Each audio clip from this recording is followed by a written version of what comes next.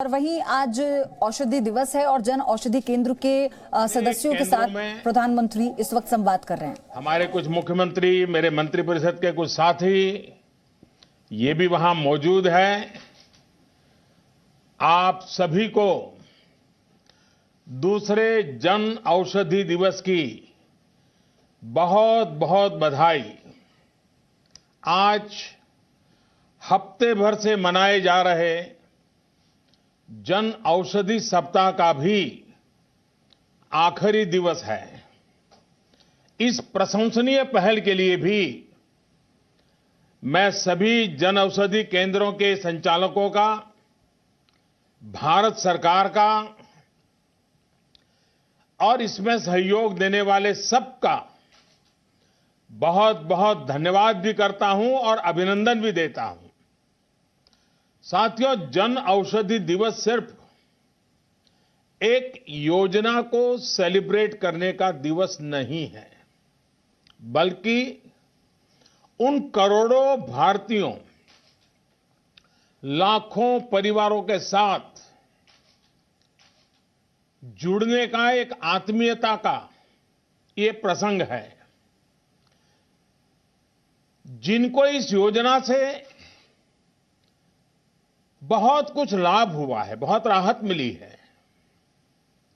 उनके माध्यम से और लोगों तक भी इस बात का व्यापक प्रचार करने का भी ये अवसर है, ताकि गरीब से गरीब व्यक्ति भी इस योजना का लाभ अवश्य लें। हर भारतवासी के स्वास्थ्य के लिए हम 4 सूत्रों पर काम कर रहे हैं। पहला, हर भारतीय को बीमार होने से बचाने के लिए क्या क्या किया जाए। दूसरा,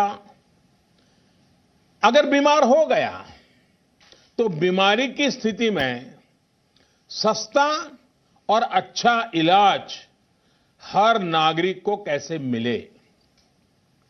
तीसरा, इलाज के लिए बेहतर और आधुनिक अस्पताल हो, पर्याप्त संख्या में अच्छे डॉक्टर और मेडिकल स्टाफ हो, इसके लिए निरंतर प्रयास किया जा रहा है। और चौथा सूत्र है, मिशन मोड पर काम करके चुनौतियों को समझना, उसका समाधान करना। प्रधानमंत्री भारतीय जन औषधि परियोजना यानी पीएमबीजेपी इसी की एक अहम कड़ी है। ये देश के हर व्यक्ति तक सस्ता और उत्तम इलाज पहुंचाने का संकल्प है। मुझे बहुत संतोष है कि अब तक 6000 से अधिक जन औषधि केंद्र पूरे देश में खुल चुके हैं। जैसे जैसे ये नेटवर्क बढ़ रहा है, वैसे वैसे इसका लाभ भी और अधिक लोगों तक पहुंच रहा है। आज हर महीने, ये आंकड़ा बहुत बड़ा है, हर महीने 1 करोड़ से अधिक परिवार इन जन औषधि केंद्रों के माध्यम से बहुत सस्ती दवाइयों का लाभ ले रहे हैं। जैसा कि आपने अनुभव भी किया है, जन औषधि केंद्रों पर मिलने वाली दवाओं की कीमत बाजार में जो दवाएं मिलती हैं उसी क्वालिटी की, लेकिन जन औषधि केंद्र में 50% से 90% तक उसकी कीमत कम होती है। जैसे कैंसर की बीमारी के इलाज में जो दवा उपयोग में आती है, वो दवाई बाजार में करीब 6,500 रुपए की मिलती है। वही दवा जन औषधि केंद्र में सिर्फ 850 में उपलब्ध है। इससे पहले की तुलना में इलाज पर खर्च बहुत कम हो रहा है।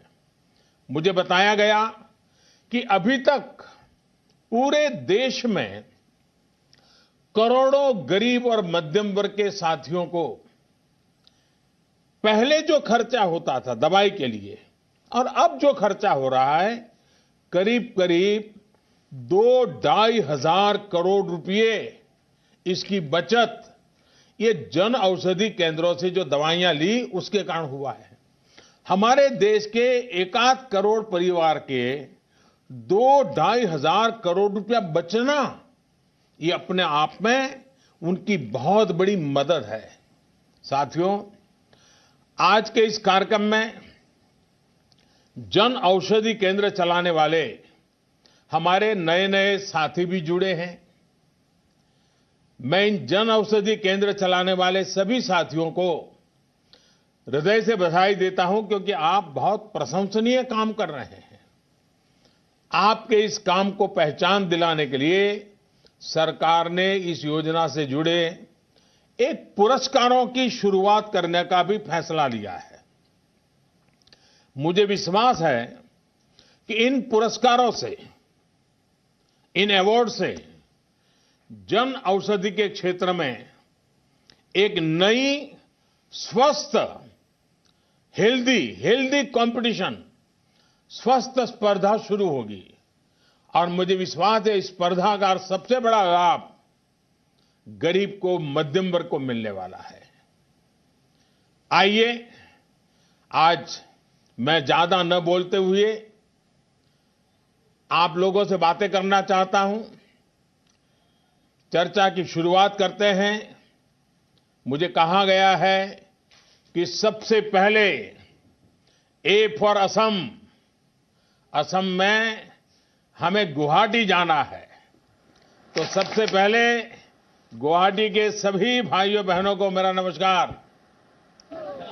हमारी एमपी साहिबान दिख रही हैं, हमारे कुछ मंत्री दिख रहे हैं, हमारे साथी सब वहां नजर आ रहे हैं। बताइए कौन बात करेगा?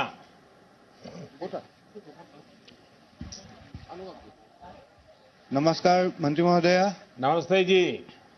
मेरा नाम अनुभव महंता है और 13 साल पहले मेरा एक ट्रेन एक्सीडेंट हुआ था, जिसमें से मैं 72% फिजिकली चैलेंज हो गया।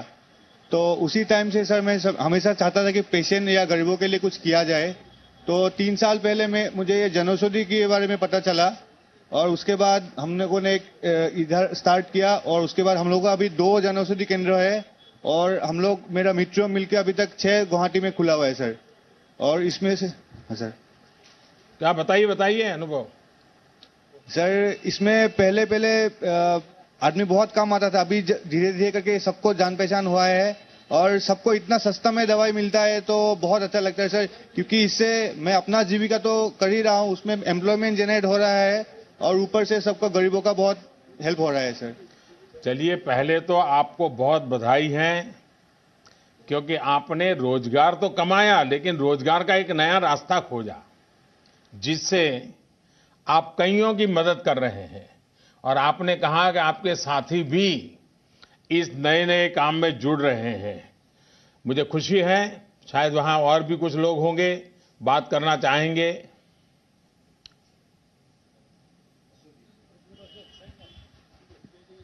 माननीय प्रधानमंत्री जी,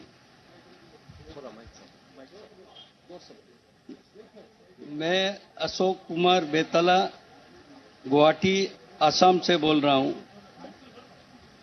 तो जय जिनेंद्र। जय जिनेंद्र। आप बोलते चलिए, अब माइक की चिंता मत कीजिए, मुझे सुनाई दे रहा है। मैं सर, मेरा ब्लड, हेलो, अरे आप माइक की चिंता मत कीजिए भाई, वो जो ठीक कर रहे हैं आप चिंता मत कीजिए माइक की, वो जो करते हैं करने दीजिए, अशोक जी को करने दीजिए। सब लोग मदद करने जाओगे तो क्या होगा भाई। मैं ब्लड प्रेशर और डायबिटीज का पेशेंट हूं। मेरा 2015 में हार्ट का बाईपास सर्जरी हुआ था। तो सर मैं लगातार 5 वर्षों से, विगत 4 वर्षों से मैं दवाई ले रहा था, अंग्रेजी दवाई। तो फिर मेरे मित्रों ने, परिचितों ने बोला कि यहाँ बेलतला गुवाहाटी में मोदी जी की एक दुकान इधर में खुली है, आपका यहाँ पूरा गुवाहाटी में मोदी जी की दुकान के नाम से ही यहाँ जाने जाते हैं आप सर। चलिए आपको फिर से ले चलते हैं जन औषधि केंद्रों के जरिए वो कैसे संवाद कर रहे हैं, आप देखिए। हवा निकलती है, उसके साथ जो छोटे छोटे बारीक ड्रॉप्स निकलते हैं, ड्रॉपलेट्स, वो दूसरों पर न जाएं।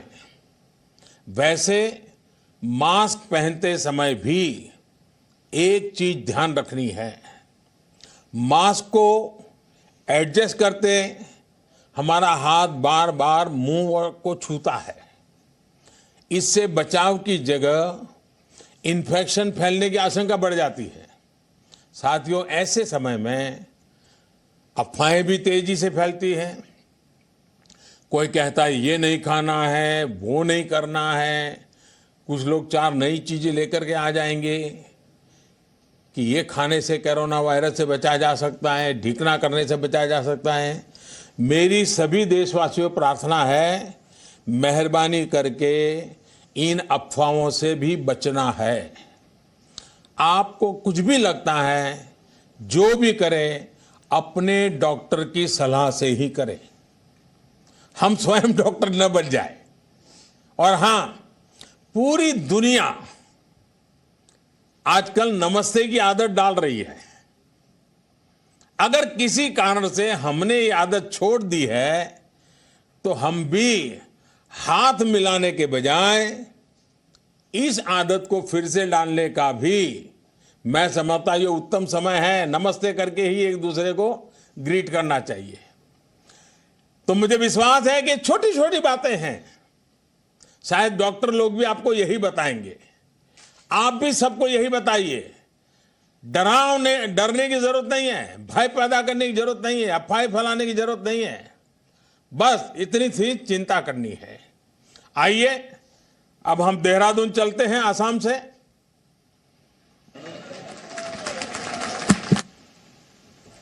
मुख्यमंत्री जी को नमस्कार। चलिए, हमारे एमपी साहब भी बैठे हैं, काफी लोग दिख रहे हैं सब।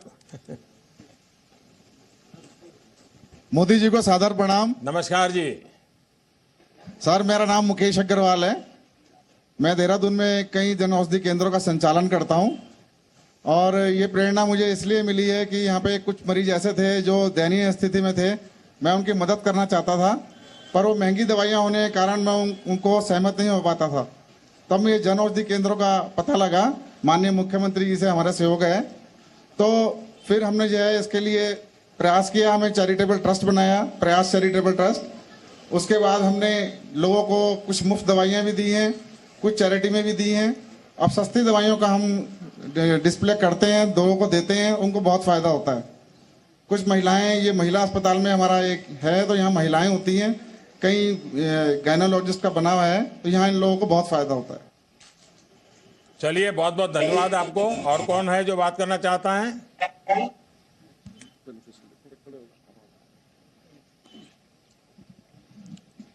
मोदी को प्रणाम। नमस्ते जी। अब मेरा नाम दीपा शाह है।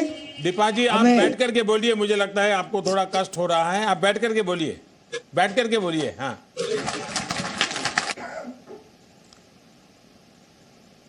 हाँ, बताइए दीपा जी। मोदी जी, मेरे को सन 11 में पैरालाइज पड़ा था। मैं बोल नहीं पाती थी। मेरा हॉस्पिटल में इलाज चलता था। दवाइयाँ बहुत महंगी आती थी, क्योंकि मेरे हस्बैंड भी विकलांग हैं। घर चलाना बड़ा मुश्किल हो गया था। आपके द्वारा जन औषधि दवाइयाँ मिली। मैंने खाना सुन लिया और मेरी दवाइयाँ जो है 5,000 की आती थी और अब मेरी दवाएं 1,500 की आती हैं, तो 3,000 मुझे मिलता है। उससे मैं अपने खर्चा और फल फ्रूट वगैरह खाती हूँ। और मैं मोदी जी, मैंने ईश्वर को तो नहीं देखा, लेकिन मैंने आपको ईश्वर के रूप में देखा है। आपको बहुत बहुत धन्यवाद।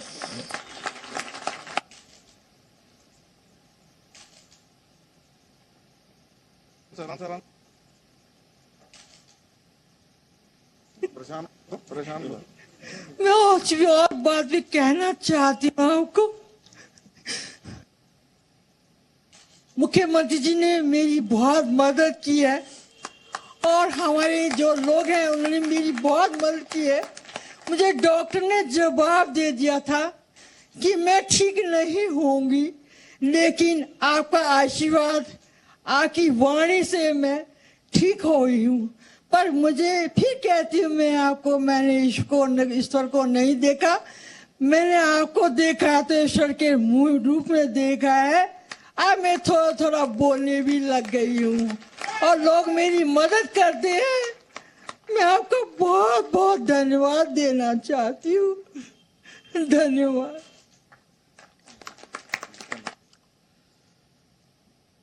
दीपा जी, आप बहुत भावुक हो गई, लेकिन आपने अपनी हिम्मत से बीमारियों को परास्त किया है। और ये आपका जो हौसला है ना, वो सबसे बड़ा भगवान है। आपका हौसला ही आपका भगवान है। उसी हौसले ने आज आपको इतने बड़े संकट से बाहर निकलने की ताकत दी और आप निकली हैं। और मैं तो देख रहा था कि आप बिल्कुल साफ बोल रही हैं, एक एक शब्द समझ में आता है। तो आपको मन में कॉन्फिडेंस रहना चाहिए कि अब आप बहुत ही सरलता से बात बता रही है। और आपने सही कहा कि जेनरिक दवाएं कैसे आपका लाभ किया। 5,000 रुपया का खर्च होता था, 3,500 रुपया आपका बच रहा है।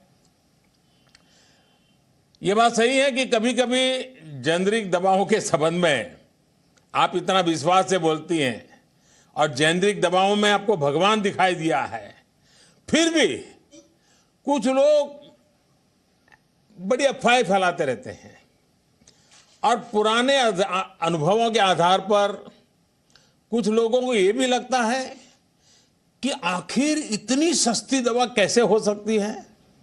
जरूर दवाई में ही कुछ गड़बड़ होगी, कहीं रंगीन गोलियां बना करके कोई नहीं दे रहा है, ऐसे भ्रम फैलाए जाते हैं। लेकिन दीपा जी, आपको देख करके पूरे देशवासियों को विश्वास होगा कि आपने जेनरिक दवाओं की ताकत क्या है, आज आपने सबूत के साथ उसको पेश कर दिया है। मैं समझता हूं किसी लेबोरेटरी से बड़ी लेबोरेटरी दीपा जी आपका अनुभव है।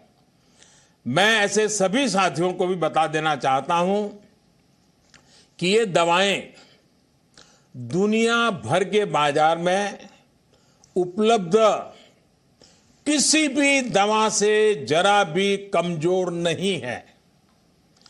हर क्वालिटी के तराजू पर ये बिल्कुल खरी उतरती हैं। ये दवाएं बेहतरीन लैब से सर्टिफाइड होती हैं। हर प्रकार की सख्त जांच से निकले दवा निर्माताओं से खरीदी जाती हैं। यदि किसी दवा निर्माताओं के विरुद्ध शिकायतें आती हैं तो उनके खिलाफ कड़ी कार्रवाई भी की जाती है। ये दवाएं भारत में ही बनती हैं, मेक इन इंडिया है, सस्ती भी है। और भारत की बनी जेनरिक दवाओं की आपको खुशी होगी, सिर्फ देहरादून में नहीं, पूरी दुनिया में आजकल मांग है, डिमांड है। और हमारे ये दवा उत्पादक लोग हैं, वो जेनरिक दवा आजकल एक्सपोर्ट करते हैं। सरकार ने हर अस्पताल के लिए जेनरिक दवाएं लिखना उन डॉक्टरों के लिए जरूरी कर दिया है। कुछ विशेष परिस्थितियों को छोड़कर डॉक्टर जेनरिक दवाएं ही लिखें, ये सुनिश्चित करना बहुत जरूरी है। और मेरा राज्य सरकारों से भी अनुरोध रहेगा कि वो लगातार अपने डॉक्टरों को ये बात के लिए कहते रहें ताकि वे जेनरिक दवाएं लिखें, ताकि गरीब पेशेंट को महंगी दवाएं खरीदना न पड़े। मेरा आप सभी साथियों से भी निवेदन रहेगा कि अपने अनुभवों को, दीपा जी जैसे 1 करोड़ से अधिक परिवार हैं, आप अधिक से अधिक लोगों को ये बात पहुंचाइए। आपको जो लाभ हुआ है वो आप जितना कहेंगे उतना लोग ज्यादा मानेंगे। इससे जन औषधि का लाभ ज्यादा से ज्यादा मरीजों तक पहुंचेगा। मोदी की दुकान जिसको लाभ मिल रहा है वो तो है, लेकिन अधिक लोगों को लाभ मिले, गरीब को लाभ मिले तो हम लोगों को भी संतोष मिलता है। तो दीपा जी, मेरी आपको बहुत बहुत शुभकामनाएं हैं। मुझे विश्वास है कि आप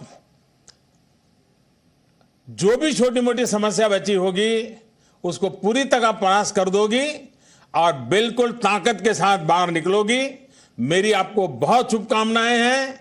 और ये तो देवभूमि है हमारा उत्तराखंड, तो सब देवों के आशीर्वाद आप पर बने रहे। बहुत बहुत धन्यवाद। आइए अब हम पुणे चलते हैं।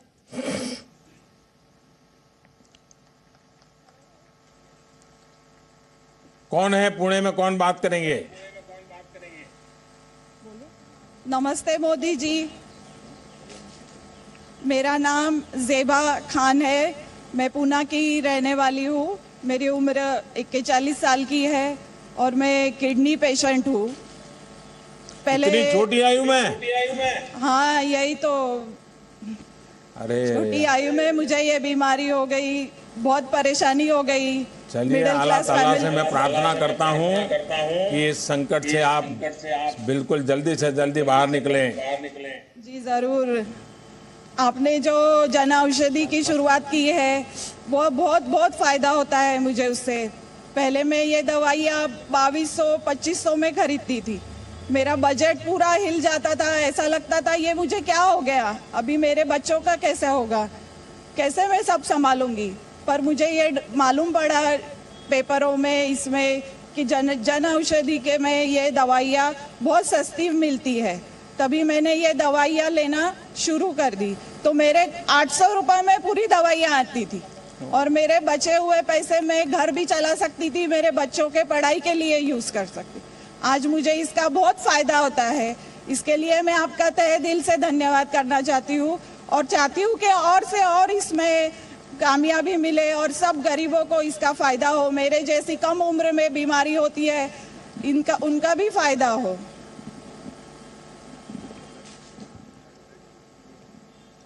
और मैं ये मुझे डायलिसिस चालू है। मैं ये सब जगह बताती हूँ कि ये दवाइयाँ यूज करें, सबको प्रचार करते रहती हूँ कि ये दवाइयों से अपना बजट भी सही रहता है और ज्यादा खर्चा भी नहीं होता है। आपके परिवार के कौन आए हैं? बेटियां है यहाँ। अच्छा, तो बेटियों को पढ़ाती हो? हाँ। काय नाव का है, मुलगीचं नाव का है? तो आप सुन रहे हैं प्रधानमंत्री मोदी को बात करते हुए, लोगों की समस्याओं को जानते हुए, उनका अनुभव सुनते हुए। आगे भी आपको कुछ और बातें हम बताएंगे। No signal, no worry. Presenting Z News app with live TV, latest updates and expert opinion. Available on Google Play and App Store. Download it now.